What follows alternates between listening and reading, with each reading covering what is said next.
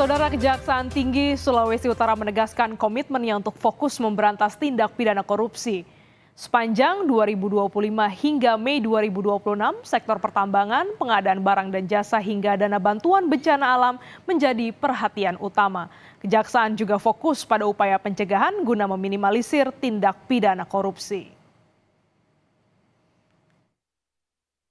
Komitmen Kejaksaan Tinggi Sulawesi Utara dalam menangani sejumlah kasus korupsi di berbagai sektor mendapat apresiasi dari elemen masyarakat.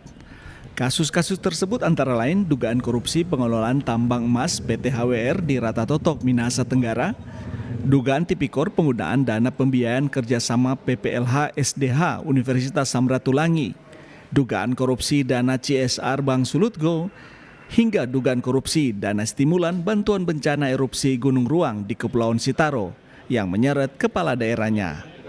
Belasan miliar rupiah pun dari berbagai kasus yang ditangani telah berhasil dikembalikan ke kas negara. Kepala Kejaksaan Tinggi Sulawesi Utara, Yakob Hendrik Patipeulohi bilang, pihaknya tidak akan pandang bulu menindak pelaku tindak pidana korupsi. Dirinya memastikan penegakan hukum berjalan transparan dan akuntabel. Penanganan perkara-perkara yang menyangkut hajat hidup orang banyak. Yang kemudian juga perkara-perkara yang bisa bagaimana kita bisa menyelamatkan, mengembalikan kerugian maupun aset-aset negara yang hilang. Yang terutama diambil dari perkara-perkara yang memang bisa mengganggu dari prioritas program prioritas pemerintah. Ini yang menjadi fokus kita gitu. Selain penindakan, pencegahan korupsi juga getol dilakukan Kejaksaan Tinggi Sulawesi Utara lewat program Jaksa Masuk Desa. Masyarakat juga didorong untuk aktif melapor jika menemukan adanya indikasi korupsi.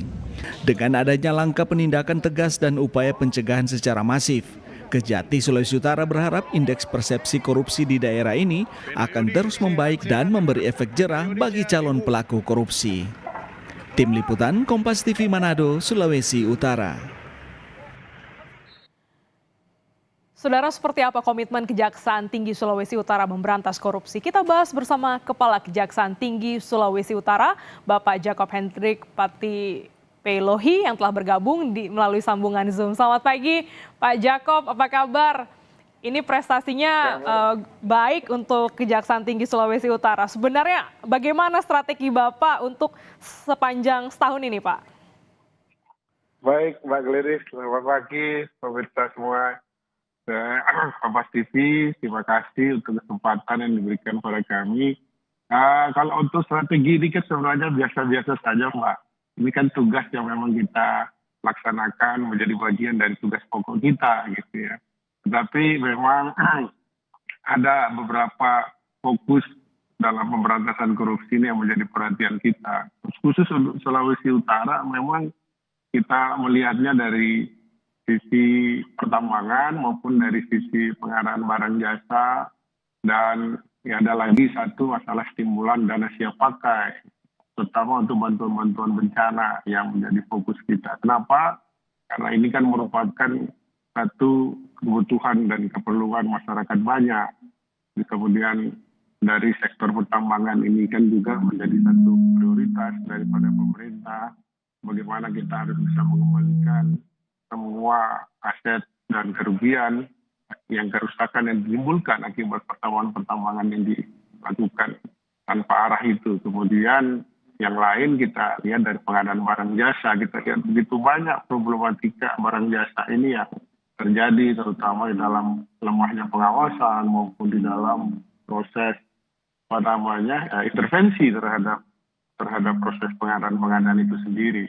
Nah, ini yang kita harus bisa masuk sedapat mungkin, bisa kita cegah. Kalau memang tidak bisa cegah, ya kita lakukan penindakan. Begitu, Mbak Glenn. Ya, beberapa program yang memang melibatkan kepentingan masyarakat ini menjadi fokus utama dari Kejaksaan Tinggi Sulawesi Utara.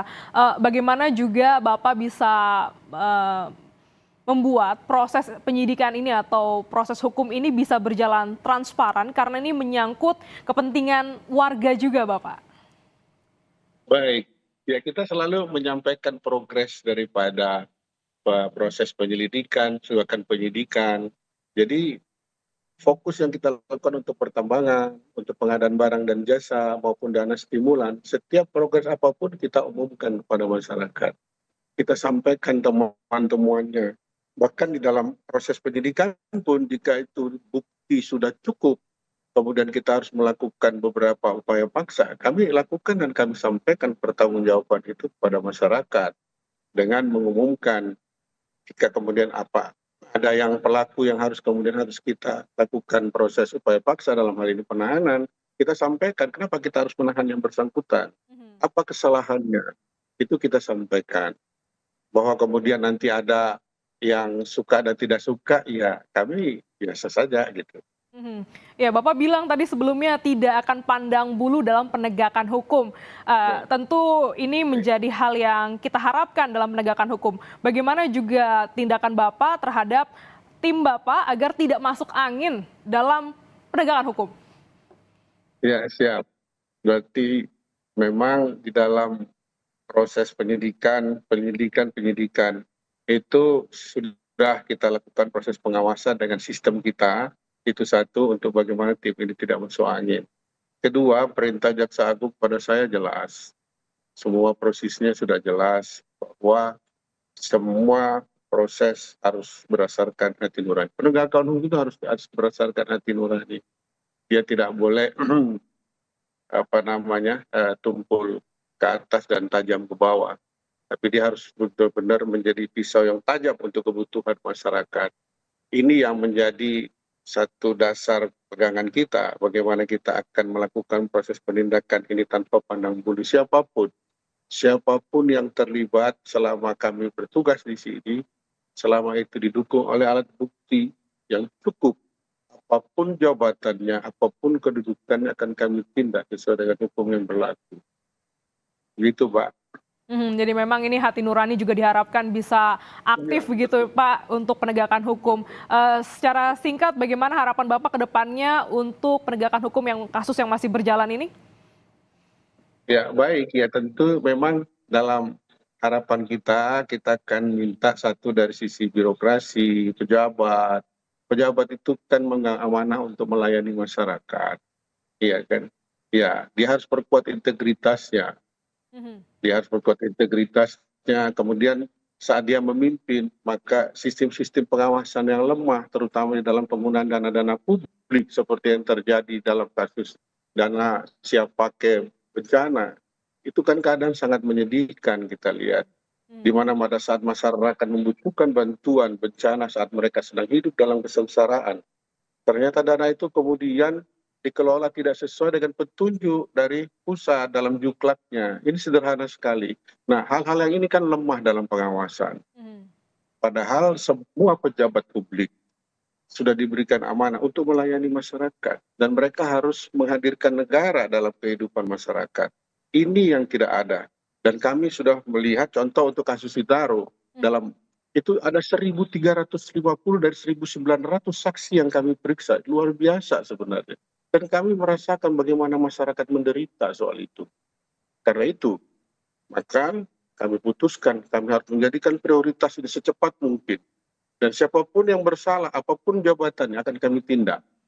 Dan begitu pun untuk semua kasus-kasus korupsi yang lain, untuk pengadaan jasa maupun pertambangan, tidak ada yang tebal hukum untuk Sulawesi Utara.